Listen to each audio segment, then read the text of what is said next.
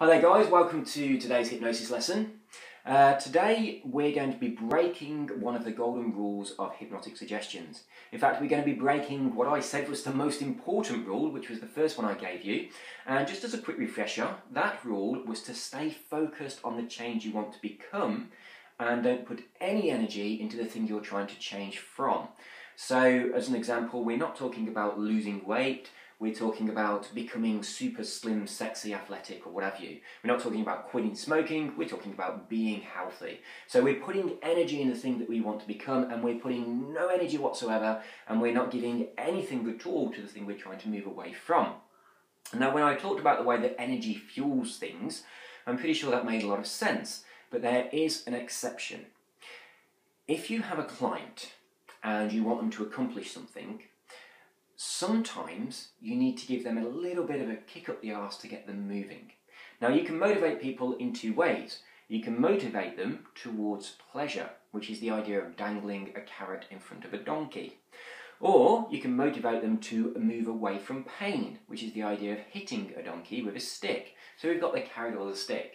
Now, I've never dangled a carrot in front of a donkey. I'm pretty sure if the donkey's hungry, it can move forward to get the carrot. If it wasn't hungry, it probably wouldn't move at all. I've also never hit a donkey with a stick, but I'm pretty sure that no matter what the donkey was thinking, if I hit it with a stick, it's going to move forward. Whether it wants to or not, a stick is going to make a donkey move. It's the same with people. Some people are motivated towards pleasure, some people are motivated away from pain, some people are a little bit of a mixture of the two. When you're motivating someone towards changing to something for the better, I recommend that you use a little bit of a mixture of those two things. So, to motivate people by pain, what you need to do is to get them to focus on the thing that they're trying to move away from, and you need to exaggerate it to such an extent that they're thinking, Jesus, I do not want that. And then at that point, once you've saturated that, then you shift their focus over towards the thing that causes the pleasure, in order to give them a direction to go and to start feeding this with the energy. So all we're talking about here is the initial getting them moving, getting them motivated. Now, I would say that the avoidance of pain is a lot more motivating to get people to start moving than the idea of pleasure. However, the idea of pleasure will keep people moving. Let me explain how this works. Let's imagine that your house is a mess and you need to tidy it up. You might be thinking, I want to tidy my house up because I'd like it to look really, really nice and tidy, and I'd feel good if it was really tidy.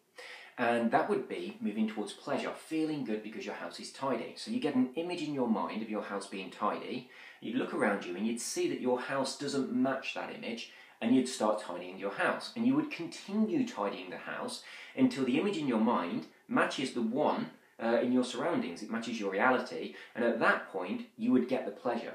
What you've done, you've used the image in your mind to give you motivation to change your surroundings until it matches the image in your mind, then you get pleasure from that because you've accomplished something. So you move towards your goal until you achieve your goal. On the other hand, let's say that you want to tidy your house because it's a bit of a pigsty and you're a bit embarrassed by the state that it's got to. Maybe it's a bit smelly, some mouldy food knocking around, and maybe you know that some people are going to come around and you're going to be a little bit embarrassed. What's going to happen then is you're going to have an image in your mind of your house looking like a bit of a shit tip, and you're going to be thinking, this is embarrassing, I've got to do something about this. And you'd start tidying, and after a while, the reality of your situation, the room that you're tidying, your house, will start to look a little bit better than the image in your mind that you were worried about, the embarrassing image that you didn't want your friends to see. When you reach this point, you've really got no motivation to continue tidying because the pain is no longer a threat. The pain's moved away a little bit, and because the pain's moved away a little bit, that's what was motivating you. So now the chances are you're probably going to give up doing the tidying. So that's the difference between using motivation through pleasure and motivation through pain. Now, what I strongly recommend is this idea of avoiding pain. As I say, it is incredibly motivating. So it's usually a good one to get people going. But once they are going, the pleasure is normally enough to keep them going. Think about it like pushing a car. If you needed to push a car, that first bit, just getting the wheels rolling, is really, really difficult. But once they start rolling, it's really, really easy to keep them rolling. So that little bit of an oomph, that bit of a kick that you need at the beginning, normally using the pain motivation is enough to do that.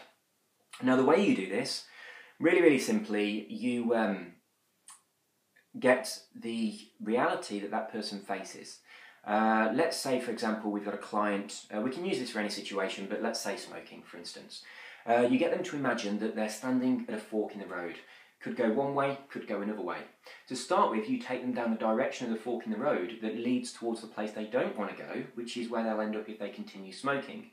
So that's dying early, not spending time with the kids, smelly breath, clothes stink, illnesses, maybe having to carry an iron lung around with them, all the horrible things that come with smoking. But it's got to be from their values. If that person values, the idea of spending time with kids, that's the one you want to use. If the idea of getting lung disease and all that kind of stuff that's already printed on the cigarette packets anyway isn't working for them, then if you do that, you're not really going to be pushing their buttons. So you've got to find out what they value, and then you've got to connect this idea with it taking that value away from them. They value time with their kids. What this path will lead to is an early death, and their child's growing up alone and never knowing their dad. So that's kind of like painting an image for them of how reality could be if they don't change. You project them into that reality, exactly as we did the other day when we projected people into the reality they desired, and you make it larger than life, you make it incredibly frightening, and you make it a really good old kick up their arse, a really good whack with that stick, so it frightens them, and when you bring them back, they are thinking, I do not want that, that's too scary. The reason you project them into that reality and make it feel real to them is because when people are motivated away from pain, normally if something is off in the distance, that's not real enough to give them that motivation they need. Normally pain motivation has to be right up there, right up in front of you before you do anything. This is the reason that so many people that are motivated through the avoidance of pain don't fill in their tax return until the very last day, or they don't revise for exams until the night before the actual exam. They put things off and put things off until the thing itself is right there in their face, and the idea of putting it off any longer becomes more painful than the idea of actually doing it. It's the avoidance of pain. Filling in a tax return is not fun. It's not a pleasant thing to do. I hate doing it. First of all, the actual process of filling it all in, that's not nice, but having to look at your finances and deal with it and getting all the receipts together, that isn't a fun activity. So by putting it off, you are avoiding pain. So you're being motivated by the avoidance of pain. But there comes a time when putting it off anymore is more painful than actually doing it. And usually that's pretty much when it's due in. If it's overdue, you're going to get a fine, there might be some bailiffs coming around your house, and all sorts of things are going to happen if you get in trouble with the Inland Revenue. That then suddenly becomes more painful than actually doing the thing, so now the avoidance of pain means doing it because you're avoiding a bigger pain. So you understand how that works. You've got to bring the object that's causing the pain right up close and scare the person with it to a point where the alternative, which they have been avoiding, is going to be less painful. So that's what gets the wheels turning. This is what gets the motivation started. So that kind of is the little bit of a kick up the bum that people need. So after that, we then shift over to moving towards the pleasure. There's a really good reason for this. We've covered it a little bit already. The idea of we want to fuel this and we don't want to fuel that. We don't want that to grow anymore, so we don't want to give it any more energy. We just do that for a little bit of time to get the motivation going. And then we put all the energy into this. We tend to move towards what we focus on, so we want that. Anthony Robbins once famously said, if you want to get somewhere, you need to focus on where you're going. Imagine you're driving down a road. You need to focus on the end of the road to get to it. If you spend all your time looking at where you've just come from or looking in the rearview mirror, you're going to crash. It's a metaphor that I love using because it makes so much sense. So as soon as we've got that sorted, we've got that motivation, swing it over here, look at the destination we're moving to and move in that direction. So that's kind of like how you can use that with people. There is another situation where you would need to break these golden rules. And this is also connected with the idea of motivation. And this one is when someone's got a real long-term goal they've been working at for a very, very long time. They've made some progress already, but the goal, the deadline, the accomplishment of the goal rather than the deadline, that's still off in the distance. And they'll be looking at it in the distance thinking, I'm just getting nowhere with this, it still seems so far away. It's like the horizon, the more we move towards it, the more it moves away. So if someone's got a real long-term goal like that, sometimes they can look towards their goal and just think, I'm making no progress. In that situation, get them to just look back for a moment at the very start and see how much progress they've made. And get them to give themselves a nice pat on the back and think, crikey, yeah, I really, really have done a good job. Say 5 years ago, I was in this situation and I had all this stuff going on, and I've managed to get to where I am today, which is amazing, and I know I've still got a way to go, but look at what I've accomplished so far. So that realisation of there is a huge change that's happened, that gives people the motivation to then continue moving forwards towards a long-term goal. Now, another way to deal with long-term goals is to have intermediate steps along the way and get rewarded for those. So that's not really the subject of this lesson, but it's just that idea of, if you've got a long-term goal that you've been working on for some time, you have made some progress, that's where this would apply.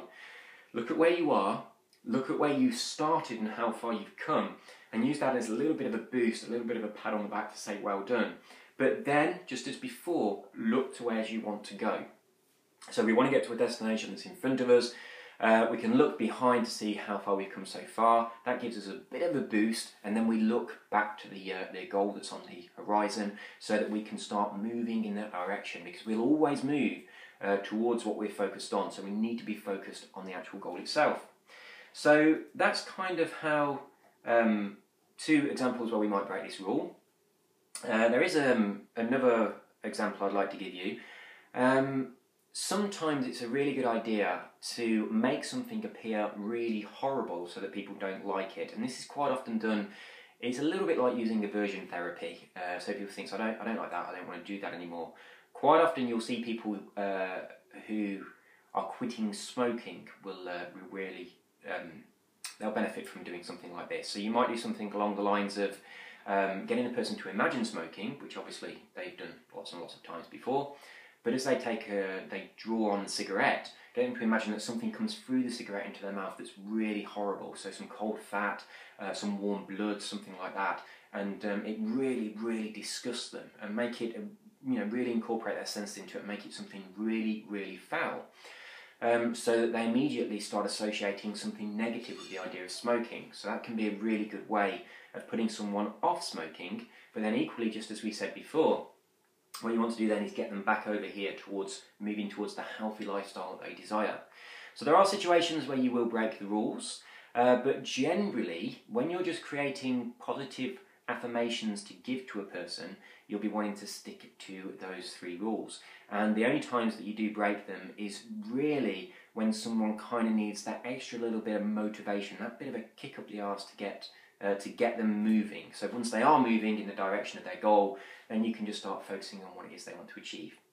So that's it for today. I hope that all makes sense, and I'm kind of hoping that you can understand where that you might use this and where you wouldn't use it. Specifically, the idea of looking how far you've come on a long-term goal. Obviously, that's only really going to apply if somebody has already started making progress. So if they're looking at the start of their goal and they haven't moved at all, that's going to demoralise them even more. So it's got to be someone who's already got some distance towards what they're trying to achieve. So that's it for today. You take care, and I will see you in your next lesson. Bye-bye.